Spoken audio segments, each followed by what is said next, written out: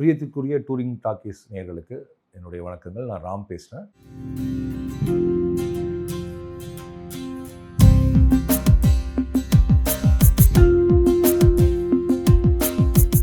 என்னுடைய பறந்து போ திரைப்படம் வர ஜூலை 4ஆம் தேதி வெளியாக இருக்கு.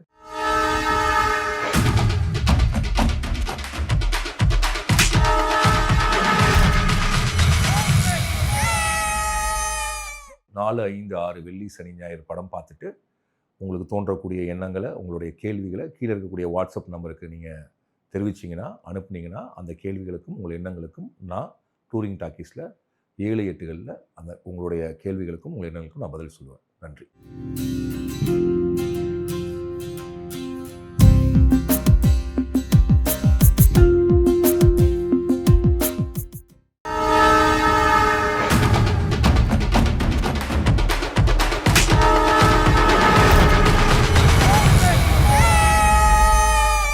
ஜூலை 4 முதல் உலகமெங்கும் ஜியோ ஹாட்ஸ்டார் வழங்கும் ராமின் பறந்து போ.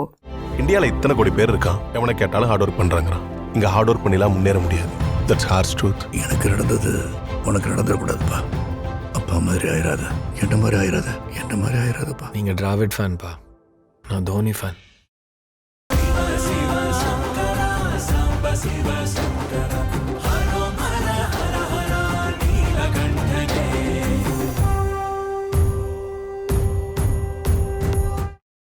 டூரிங் டாக்கீஸ் ரசிகர்களுக்கு வணக்கம். வாங்க லன்ச் நிகழ்ச்சிக்கு போகலாம்.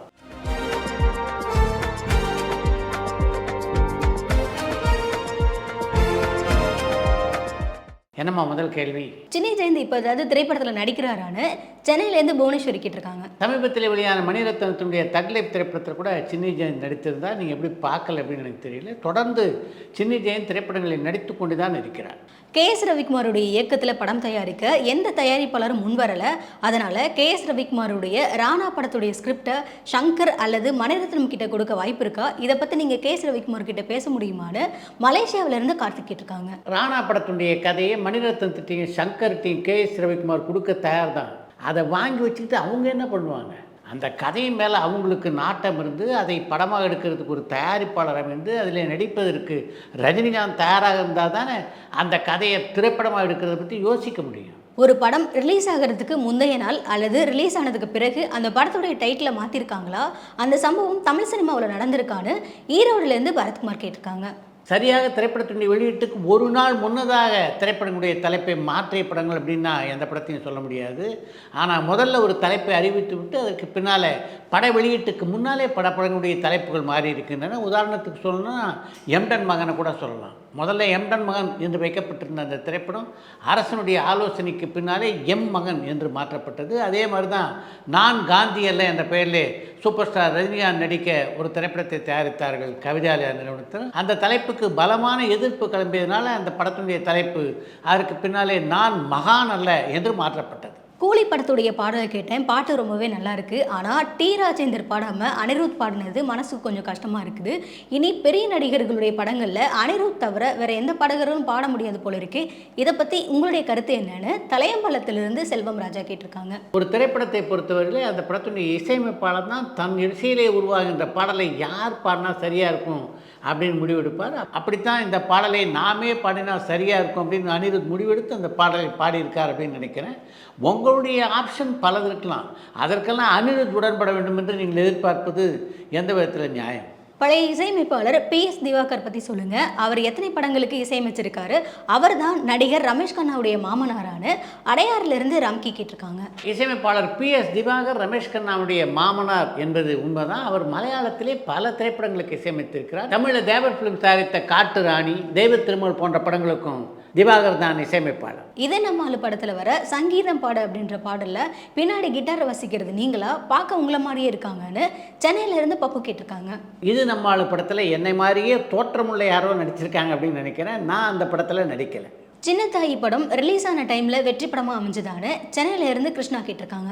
கணேஷ் ராஜ் இயக்கத்திலே வெளியான சின்னத்தாயி திரைப்படம் அந்த படம் வெளியான காலகட்டத்திலே மிகப்பெரிய வெற்றி படமாக அமைந்தது. தமிழ் சினிமாவில் எதை பற்றி கேட்டாலும் அரிய தகவல்களை உடனுக்குடன் சொல்லி புரிய வைக்கிற உங்களுக்கு சினி ஏஏ என்சிக்ளோபீடியா அப்படின்ற பட்டத்தை கொடுத்து பெருமைப்படுத்துகிறோம். இதை நீங்கள் ஏற்றுப்பீங்களா சித்ரா சார்னு திருச்சியிலேருந்து பத்மகண்ணன் கேட்டிருக்காங்க. உங்களுடைய பாராட்டுரைகளுக்கும் வாழ்த்துக்கும் நன்றி. நீங்கள் கொடுக்க நினைக்கின்ற அந்த பட்டத்துக்கு நான் எந்த அளவுக்கு உரித்தானவன் அப்படின்னு எனக்கு தெரியல. ஆனாலும் உங்களுடைய அன்புக்கு என்னுடைய நன்றி. அர்ஜுன் டைரக்ட் பண்ணுற சீதா பயணம் அப்படின்ற படம் நேரடி தமிழ் படமா அல்லது டப்பிங் பண்ணி ரிலீஸ் பண்ணுவாங்களா? அந்த படத்தை பற்றின ஏதாவது தகவல் இருந்தால் சொல்ல முடியுமான்னு முகமது கேட்டிருக்காங்க. சீதா கல்யாணம் திரைப்படத்தை தெலுங்கு மொழியில் தான் அர்ஜுன் படமாக்கி கொண்டிருக்கிறார். ஆனாலும் தமிழில் அந்த படம் மொழி மாற்றம் செய்யப்பட்டு வெளியாக வாய்ப்புகள் இருக்குது. ஜோ அவர்களுடைய இடத்தை சினிமாவிலும் அரசியலிலும் யார் நிரப்புவாங்க? அவருடனான நட்பு பற்றி சொல்லுங்கன்னு அனகாபுத்தூர்லேருந்து வினோத் கண்ணா கேட்டிருக்காங்க. ஷோவுடைய இடத்தை இன்றைக்கு அரசியலிலும் சினிமாவிலும் யாரும் நிரப்புவதாக எனக்கு தெரியல. ஷோவோட எனக்கு நல்ல பழக்கம் உண்டு. அப்படின்னாலும் ஆத்மார்த்தமாக ஒருவருக்கொருவர் பேசிக்கொள்கின்ற அளவுக்கு நெருக்கமான பழக்கம் கிடையாது. என்னுடைய தயாரிப்பிலே புதிய தீர்ப்பு என்ற படத்திலும் நடித்திருக்கிறார் ஷோ. சூப்பர் ஸ்டார் ரஜினிகாந்த் அடுத்ததாக மாரி செல்வராஜுடைய இயக்கத்தில் நடிக்க போகிறாரான்னு அம்மாப்பேட்டிலேருந்து சரவணன் கேட்டிருக்காங்க. இப்போதைக்கு சூப்பர் ஸ்டார் ரஜினிகாந்த் மாரி செல்வராஜனுடைய இயக்கத்தில் நடிப்பதற்கான வாய்ப்புகள் இல்லை. பிராட்பிட் நடித்த F1 அப்படின்ற ஆங்கில படத்தை அஜித்தை வச்சு தமிழில் ரீமேக் பண்ணால் எப்படி இருக்கும்? அந்த படத்தை யார் இயக்குனா சரியாக இருக்கும்? உங்களுடைய சாய்ஸ் என்னன்னு பெங்களூர்லேருந்து ஹரி கேட்டிருக்காங்க. பிராட்பிட் நடித்த F1 திரைப்படத்திலே அஜித் நடிக்க தயார் அப்படின்னா அந்த படத்தை யார் இயக்கினாலும் நிச்சயமாக அந்த படம் சிறப்பாக அமையும். உதாரணத்துக்கு சொல்லணும்னா லோகேஷ் கனகராஜ் இயக்கலாம், விஷ்ணுவர்தன் இயக்கலாம், AR முருகதாஸ் இயக்கலாம், இப்படி பல பேரை சொல்லலாம். நடிகை குஷ்பு இப்போ ஏதாவது படத்தில் நடிக்கிறாங்களான்னு சென்னையிலேருந்து ராமகிருஷ்ண ராஜா கேட்டிருக்காங்க. இப்போதைக்கு குஷ்பு எந்த புதிய திரைப்படத்திலும் நடிப்பதாக தெரியல. அஜித்தை வச்சு தனுஷ் ஒரு படம் இயக்க போகிறதா வர செய்திகள் உண்மையான? வேலைச்சேரியிலிருந்து பிரபாகரன் கேட்டிருக்காங்க. அஜித்தை இயக்க வேண்டும் என்ற எண்ணம் தனுஷுக்கு இருக்குது. இப்போ தனுஷ் ஒப்புக்கொண்டிருக்கின்ற படங்களுடைய வரிசையெல்லாம் பார்க்கும்போது சமீபத்தில் அது நிகழ வாய்ப்பில்லை அப்படின்னு தான் நினைக்கிறேன். நடிகர் பிரபுவுடைய வீட்டு சாப்பாடு பற்றி எல்லா நடிகர்களும் புகழ்ந்து தள்ளுறாங்க. அவர் அப்படி என்னதான் சாப்பாடு போடுவார்? நீங்கள் பிரபு வீட்டு சாப்பாடு சாப்பிட்ட அனுபவம் இருக்கான்னு அனகாபுத்தூர்லேருந்து வினோத் கண்ணா கேட்டிருக்காங்க. பிரபு வீட்டில் சிவாஜி இருந்த காலத்திலிருந்தே சாப்பிடக்கூடிய வாய்ப்பு எனக்கு கிடைத்திருக்கிறது. அவருடைய வீட்டு சாப்பாட்டில் என்ன விசேஷம்னா அந்த சாப்பாட்டில் அன்பும் கலந்திருக்கும். அதுதான் அவருடைய வீட்டு சாப்பாடு மிகவும் ருசியாக இருப்பதற்கு முக்கியமான காரணம். செந்தில் மற்றும் ஜனகராஜ் ரஜினிகாந்துடைய பெஸ்ட் காம்பினேஷன் அமைய என்ன காரணம்னு பெங்களூர்லேருந்து கார்த்திக் கேட்டிருக்காங்க.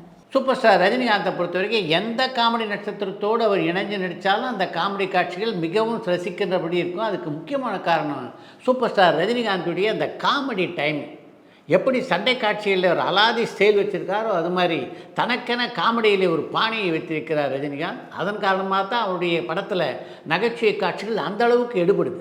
சப்தம் திரைப்படம் வெற்றி படமா? அந்த படம் ஏன் இன்னும் OTTயில் வரலன்னு டெல்லியில இருந்து தவைத்திர கண்ணன் கேட்டிருக்காங்க.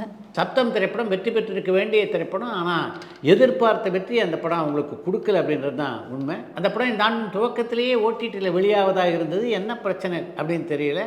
இன்று வரையிலே அது வரல. எப்போது வரும் என்றும் தெரியவில்லை. இந்தியன் பார்ட் 3 படத்துடைய ஸ்டேட்டஸ் என்ன? அந்த படத்தை பற்றின அப்டேட் இருந்தால் சொல்லுங்கன்னு முகமது கேட்டிருக்காங்க. இந்தியன் 3 படத்தை பற்றி அந்த படத்துடைய கதாநாயகனான கமல்ஹாசனும் பேசுறதில்லை, இயக்குனரான சங்கரும் பேசுறதில்லை, அந்த படத்தினுடைய தயாரிப்பாளர்களான லைக்கா ப்ரொடக்ஷன்ஸும் பேசுறதில்லை. அந்த அளவுக்கு அந்த படம் கிடப்பில் இருக்கிறது. அப்படின்றத பார்க்கும்போது அந்த படத்தை வெளியிடுவார்களா அப்படின்ற சந்தேகம் எனக்குள்ளே இருக்குது. சமீபத்தில் தான் பொம்மலாட்டம் படம் பார்த்தேன். மிக மிக சஸ்பென்ஸ் படமாக இருந்தது. அந்த படம் ரசிகர்கள்கிட்ட போய் சேராமலும் பேசப்படாமலும் போனதுக்கு என்ன காரணம்னு அறந்தையிலிருந்து சேகர் செந்தில் கேட்டிருக்காங்க.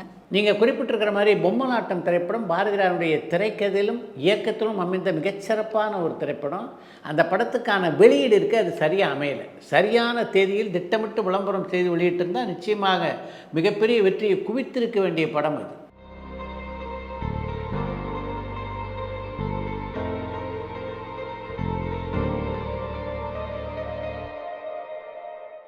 தமிழ்நாடு திரையரங்கு உரிமையாளர் சங்கத்தை உருவாக்கின டைரக்டர் கே சுப்பிரமணியன் அவர்களுடைய வாரிசுகள் இப்போ சினிமா துறையில் இருக்காங்களான்னு அன்னமேடிலிருந்து குப்பராஜ் கேட்டிருக்காங்க. டாக்குமெண்ட் திரைப்படங்கள் எடுப்பதிலே இன்றைக்கும் மிகப்பெரிய சாதனையாளராக விளங்கி கொண்டிருக்கின்ற கிருஷ்ணசாமி கே சுப்பிரமணியன் அவருடைய மகன்தான். அவர் மட்டும் இல்லாமல் கே சுப்பிரமணியனுடைய வாரிசுகள் பல பேர் இன்றைக்கும் கலைவகையிலே தொடர்ந்து பணியாற்றி கொண்டிருக்கிறார்கள். அபஸ்வரன் ராம்ஜி கே சுப்பிரமணியம் அவருடைய மகன்தான். அதே மாதிரி நாட்டிய பேரொழியாக இன்றைக்கும் திகழ்ந்து கொண்டிருக்கின்ற பத்மா சுப்பிரமணியமும் கே சுப்பிரமணியம் அவருடைய மகள் தான். கே சுப்பிரமணியத்துக்கு இன்னொரு மகன் இருந்தார். அவருடைய பெயர் SV ரமணன். அவர் இப்போ நம்மிடையே இல்லை. அவர் தான் சிவாஜி நடித்த உருவங்கள் மாறலாம் என்ற படத்தினுடைய இயக்குனர். அடுத்து இன்று ஒரு தகவல். எம்எம்ஏ சின்னப்ப தேவரை பொறுத்த வரைக்கும் லாப நஷ்டத்தை பார்க்குற ஒரு தயாரிப்பாளராக இருந்தாலும் சினிமா உலகிலே மற்றவருடைய வளர்ச்சியிலும் அவருக்கு மிகப்பெரிய அக்கறை இருந்தது. அதன் காரணமாகத்தான் இன்று வரையிலே எல்லோராலும் பேசப்படுகின்ற ஒரு தயாரிப்பாளராக எம்எம்ஏ சின்னப்ப தேவர் இருக்கிறார். அவருடைய திரைப்படங்கள் பலவற்றிற்கு வசனம் எழுதியவர் ஆரூர்தாஸ். யானைப்பாகன் அப்படின்ற ஒரு படத்துக்காக அவர் சின்னப்ப தேவருடன் பணியாற்றி கொண்டிருந்த காலகட்டத்தில் தான் பாசமலர் என்ற படத்துக்கு வசனம் எழுதக்கூடிய வாய்ப்பு ஆரூர்தாஸுக்கு அமைஞ்சது. இப்போ ஆரூர்தாஸ் 2 படங்களில் ஒரு படத்தை தேர்ந்தெடுக்கணும், யானைப்பாகனா அல்லது பாசமலரா. சிவாஜி படத்துக்கு வசனம் எழுத தனக்கு வாய்ப்பு வந்திருப்பதை பற்றி சின்னப்ப தேவர்கிட்ட அவர் சொன்னபோது, அருமையான வாய்ப்புப்பா, முதல்ல அது ஒத்துக்க என்றார் சின்னப்ப தேவர். இல்லைண்ணே, உங்களுடைய படத்தை விட்டுட்டு அந்த படத்துக்கு எப்படி போகிறது அப்படின்னு எனக்கு தயக்கமாக இருக்குது. ஏன்னா அவருடைய படத்துக்கு வசனம் எழுதக்கூடிய வாய்ப்பு மீண்டும் கூட எனக்கு வரலாம், அதனால் அதை நான் ஏற்றுக்குவேன். இந்த கடினமான சூழ்நிலையில் உங்களை விட்டுட்டு நான் எப்படி போகிறது அப்படின்னு ஆரூர்தாஸ் சின்னப்ப தேவரிடம் சொன்னபோது, இப்போ நான் அடுத்து எடுக்க போகிறது ஒரு ஆக்ஷன் படம். ஆனால் பாசமலர் படம் அப்படி இல்லை. அந்த படத்தை டைரக்ட் பண்ணுறது ஏ பீம்சிங். அவர் குடும்ப சித்திரங்களில் மிகப்பெரிய புகழ் பெற்றவர். அதே மாதிரி நீயும் பார்த்தீங்கன்னா குடும்ப பாங்கான படங்களுக்கு வசனம் எழுதுறதுல கில்லாடி. நீங்கள் 2 பேரும் சேர்ந்து அந்த படத்தில் வேலை செஞ்சீங்கன்னா நிச்சயமாக தொடர்ந்து அவருடைய படங்களில் வசனம் எழுதக்கூடிய வாய்ப்பு உனக்கு கிடைக்கும். உன்னுடைய வளர்ச்சி ரொம்ப முக்கியம், அதனால் நீ தாராளமாக பாசமலர் படத்துக்கு வசனம் எழுதி, எனக்கு அதில் எந்த வருத்தமும் இல்லை என்று சொல்லி ஆரூர்தாஸை வாழ்த்தி அனுப்பி வைத்தார் சின்னப்ப தேவர். நம்மக்கிட்ட வேலை செய்யணும், நமக்கு தான் வேலை செய்யணும், வேறு படத்துக்கு பணியாற்றக்கூடாது அப்படின்ற எண்ணத்தில் பல பேர் இருக்கிறத நம்ம பார்த்துருக்கோம். அவங்களுக்கு நடுவில் மனிதரில் ஒரு மாணிக்கமாக திகழ்ந்தவர் தான் சாண்டோ எம்எம்ஏ சின்னப்ப தேவர். முதல் நாள் படப்பிடிப்பில் எல்லாரும் உங்களை டெஸ்ட் பண்ணிகிட்டே இருப்பாங்கன்னு சொன்னார்ல பாலுமகேந்திரன், அது நிகழ்ந்து தான் அதே மாதிரி உங்களுக்கும் விதவிதமாக நடக்கும் சார். அந்த அந்த சோதனைகள் கடைசி நாள் வரைக்கும் நடக்கும்னு நினைக்கிறேன்.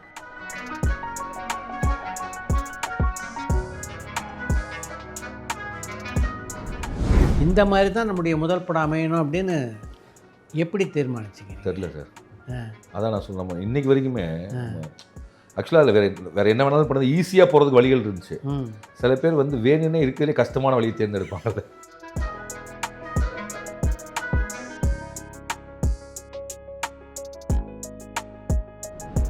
கட்டளை தமிழ் படத்தை பார்த்தபோது நீங்கள் எழுதியிருந்த கதையை திரைக்கு சரியாக கடத்தியிருப்பதாக நினச்சிங்களா?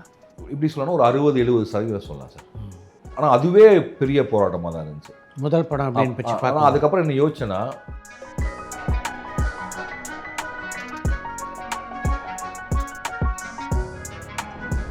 அதுக்கப்புறம் உங்களுடைய அடுத்த படத்துக்கு மிகப்பெரிய இடைவெளி இல்லை? அதுக்கு காரணம் ஒன்று வந்து